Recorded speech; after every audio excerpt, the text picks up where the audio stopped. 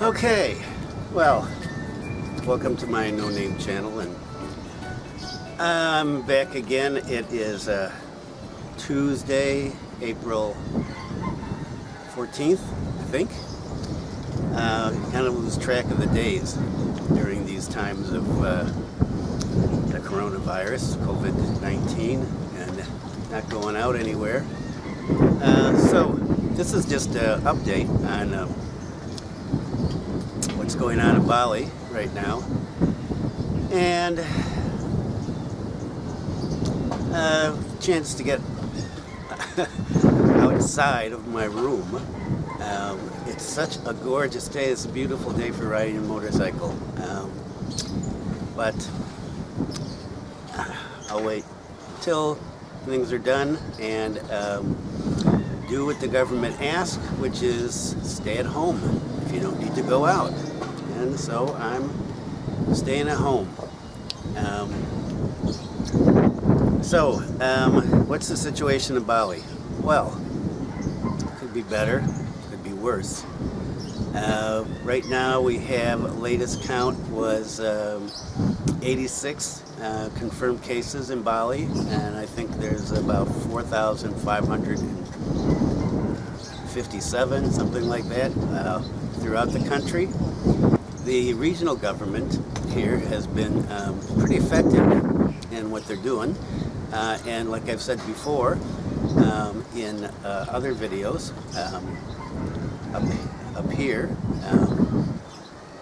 they've been really transparent about the data and putting it out and putting out messages everywhere so that everybody's aware of it.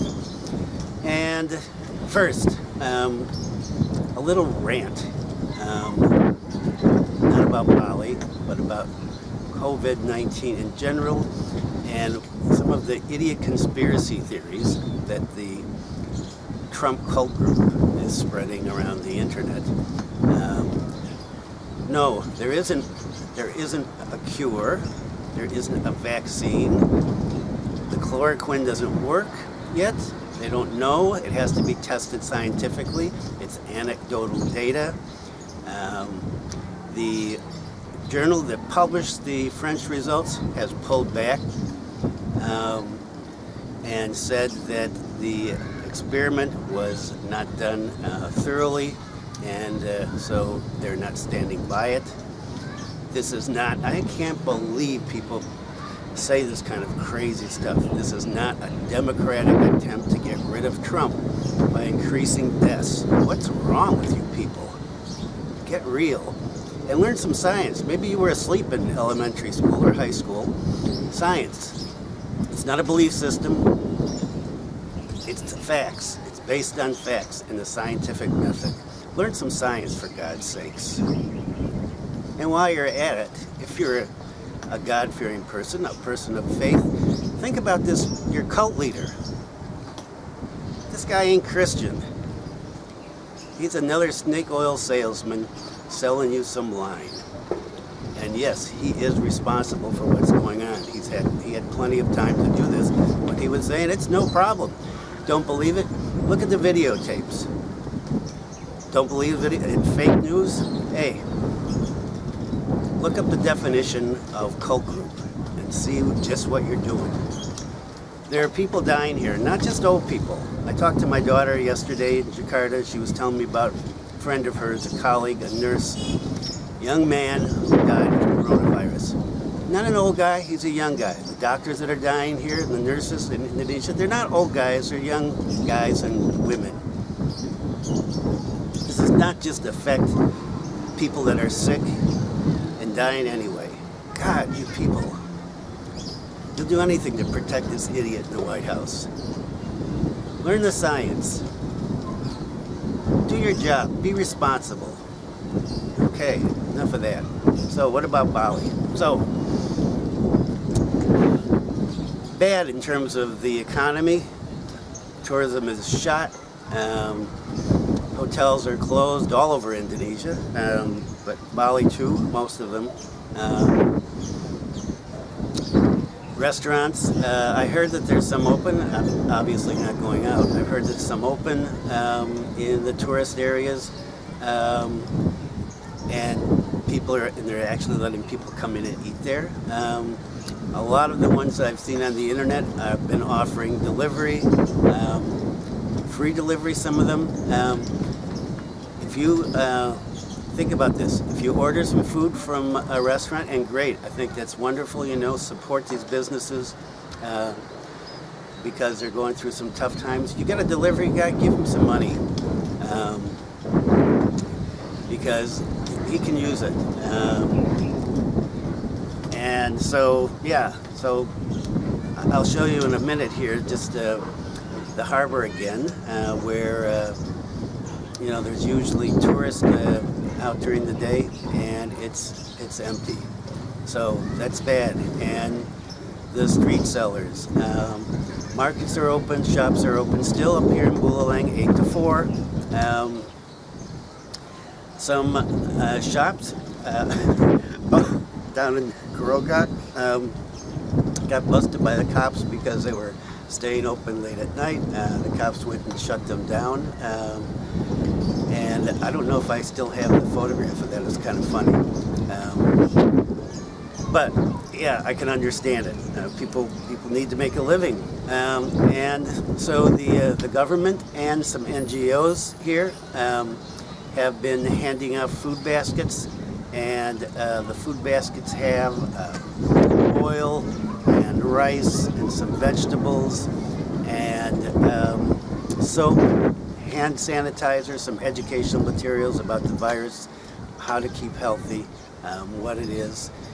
And so these baskets, and I'll put down in the comments here, the description, what it is, because I don't have my notes here with me. So that's great.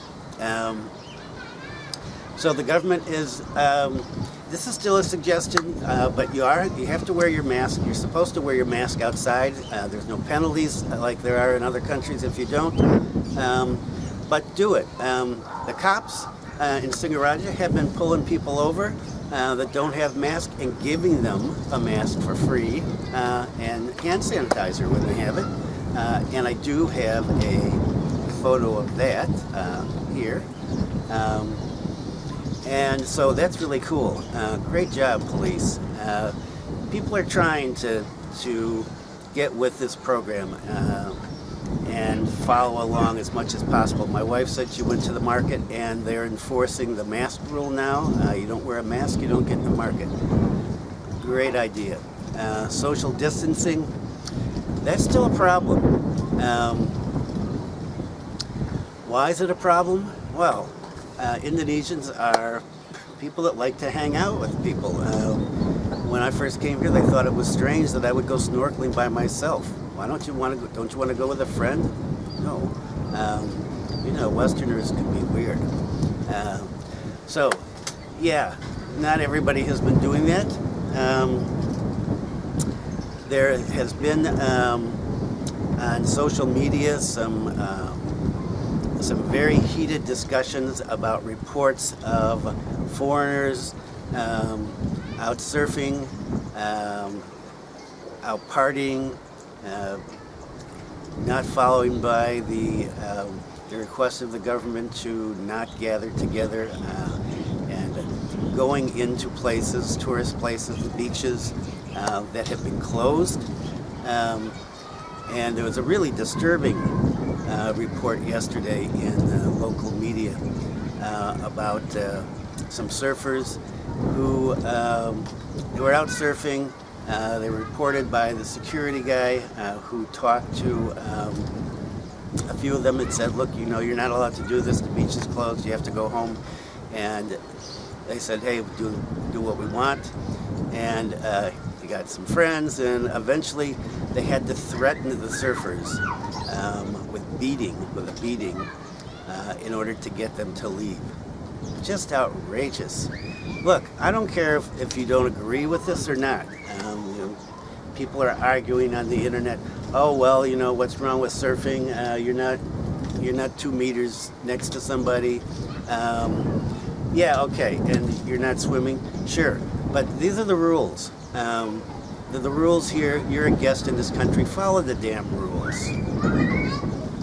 It goes for all of us. And along with this, there was a story in it's really gone viral, a video about some foreigners down south in the tourist area having a big party, a lot of dancing, drinking, noisy, and the security guard went in to see what was going on, and they told him to get out. So he went and got the police, and the police came and busted it. And the party goers, it was supposed to be a birthday party for an Egyptian guy who was turning 21, and he said, well, only one person was invited, but in fact, tons of people were there, and lots of booze. So whether that was true or not, I don't know, but the cops said, okay, look, you've got to go.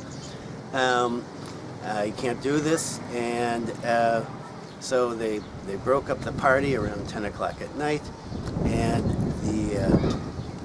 a couple of the guys from the party went on social media and apologized on Instagram, and I think it was the cops were making them do it because they looked a lot like schoolboys who got sent to the principal's office.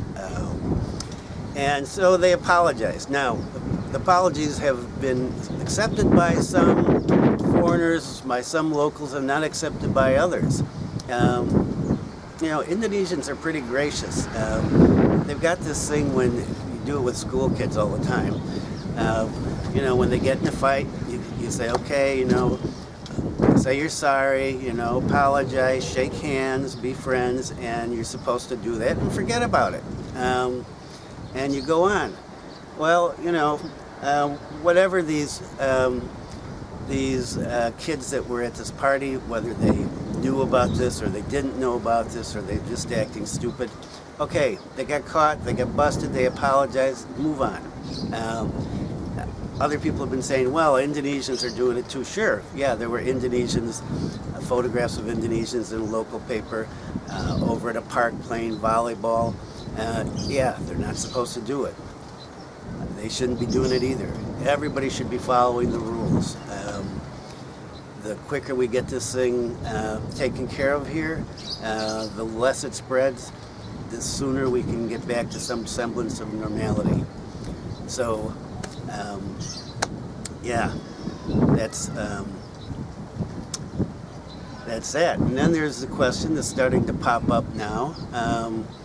About the returnees. So we've got a lot of Indonesians work on cruise ships, they work overseas as domestics, as drivers, and they're coming home. And so people are worried about it. The government has set up, they have a system in place where people are checked when they come in at the airport, and then if they test positive, they're put in a hospital. If they're negative, they're put in a facility for 14 days. There's been some cases of residents of neighborhoods not wanting these people to come back into their home because they're afraid. And the government has said, look, don't treat these people like outcasts. They call them heroes of foreign currency, which I kind of like. You know, they go out to make money, they bust their butt on the cruise ships and, you know, whatever job they're doing in Saudi Arabia or Italy or Hong Kong or wherever they are, Singapore, to get some foreign exchange, to get some money to help their families, to build a business. So they shouldn't be treated like this when they get home. The government is taking care of that. They've been running a public awareness campaign that they have a plan, that they're following the plan.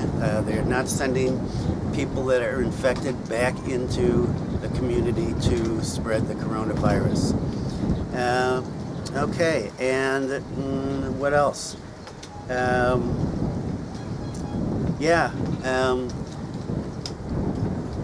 Like I said, it could be worse, could be better. better as none. We're lucky we've only got 85 cases so far, 86 cases. There's testing's going to be done. Oh, we did get, we got a big infusion, 70 to 80,000 pieces of PPE for our medical personnel. Great job, government. And 40,000 rapid test kits. And so more testing is going to be underway. So the government here is taking a very proactive approach, and that's great. And I hear from the news that the government and the national government is getting things together as well. And more on that in my weekly news report. I'm not going to talk about that now. And so now, I'm going to go down. I'm going to just show you. There's a sailboat out. There's a guy out there just sailing, having fun. Nobody's fishing now. It's too hot, you know. Nobody goes out this time of the day. But at sunrise, sunset, so many more people are fishing out here than normal. And I'm taking that because I need to get some food. And so, yeah, that's how that goes. So, I'm going to go downstairs and see if the penunggu has struck again in Zoey's room. The penunggu is this spirit, and well, there's lots of different penunggus, but this one has a white dress apparently, and I think it might be the penunggu that I saw a few years back. Yeah, I did see a penunggu. And yeah, I tend not to tell foreigners that too much because they go, wow, you're as eccentric as usual. So, yeah, I am. And yes, I've seen a penunggu, and I've heard penunggus. A penunggu, this particular one. And so, yeah, so that's it. Let's hope that better days are here soon. Stay at home. Follow the government procedures. Stay safe. Remember to be kind to someone today. Okay, so now we get to the end here. We're going to go downstairs and I'm going to take a look. Nice day, huh? We're going to take a look and see if she's been here again. Who is she? Well, you'll find out in just a minute. I have to get down these stairs, which are not made for walking around. So, okay, here we are. The door. Right. For those of you that remember the Tamika Yacht Club, I saved this. It says Tamika Yacht and Swim Club, Kalga River, Indonesia. Okay, so let's take a look in here. And what is this? This is Zoe's room. And I guess she wasn't here. Who wasn't here? The penunggu. Because the last couple of days, let's see if she's been out here. Nope, nothing's disturbed out here either.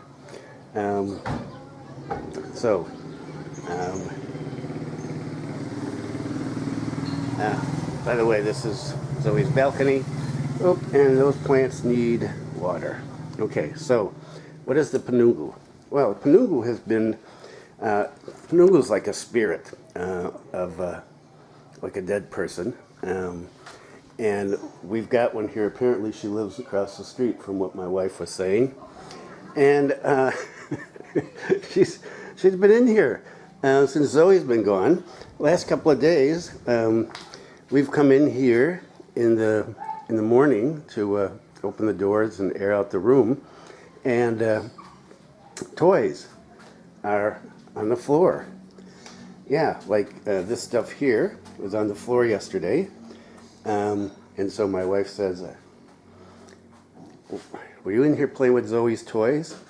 I said, why would I play with Zoe's toys? And she said, the day before, were you here playing with the blocks? No. Why? Well, because those were down the other day and I put those back. And so I said, and what does that mean? Oh, so we have a penunggu here. Penunggu is, in this case, a woman dressed all in white, and she's hanging around in Zoe's room. And, well, could be in Sam's room too. Let's see if the lights are on here, because the light's been on in Sam's room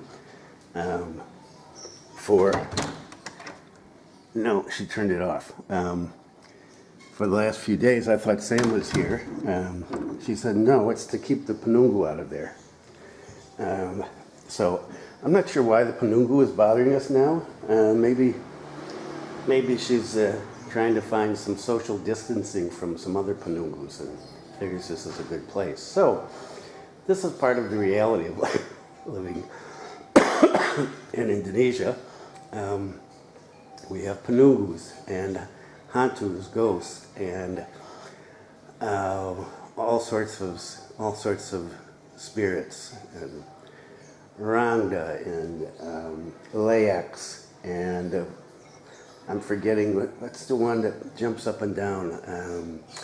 I'm forgetting that one. It's like the zombie, the Indonesian zombie version of a zombie kind of. It's called the. Well, I'll remember it at some point. So,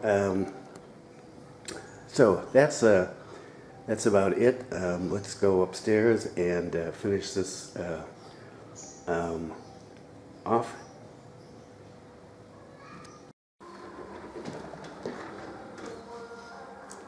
And so one quick update here to end this video. I was talking to Zoe just a few minutes ago about the penunggu, and she said, no, that's not a penunggu in my room. Those are my friends. I said, no, your friends aren't here. She said, no, my ghost friends. I said, what ghost friends? She said, they come when Grandma's not there, and they take my toys all the time. The boy is really naughty. He's always taking toys and throwing them on the floor. The girl's not so naughty. You know, they come when I'm taking a nap, and then I get up and they wake me up and, you know, they play in my room. They like my toys. So, my granddaughter's seeing ghosts too. And so, that's the end of this story for the time being. So, stay at home, stay safe, live long and prosper.